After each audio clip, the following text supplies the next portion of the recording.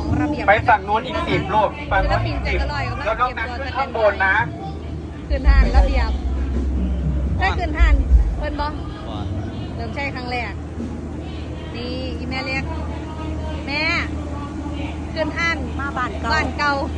าเดี๋ยวตื่นเต้นวะนี่ตื่นเต้นขนาดมาบ้านเก่าก็ยังเขาบอกแม่ผู้นี้ตีเพื่อนนั่นเฮ็ดรูปเงาไว้ว่านางเอกใหม่ระเบียบวัฒนศิลป์น่ะอย่าเฝ้าโฮแม่ล่ะมันสิบ่ตื่นเต้นโอ้ยหนูขอโทษไปสักวันไปยับปากซะนะผู้นี้ก็ผู้นี้แม่นบ่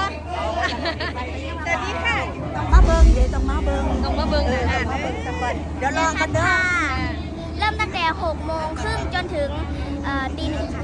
อาจจะไหลก็ยังไม่รู้เลยจะเปลี่ยนนามสกุลไหมนี่เปลี่ยนนามสกุลเป็นอะไรอ่ะระเบียบวัฒนศิลป์พร้อมแล้วค่ะใจเกินสิบตอนนี้6:30เป็นอะไรที่แบบว่าตื่นเต้นบ่หมดนิดนึงค่ะหน้าเขาตกแสงนิดนึงปกติบ่ได้ตีคนตายได้นี่6:00แล้วเป็นร้อยฮะเตือนจำไว้พี่เติร์ดจะลอยสูตรจำค่ะเพราะว่ามันบทท่านเด็กคำมันก็เลยเป็นแหล่ๆแน่จักหน่อยออกกำลังใจพวกเราด้วยนะคะเจอกันหน้าเวทีค่ะ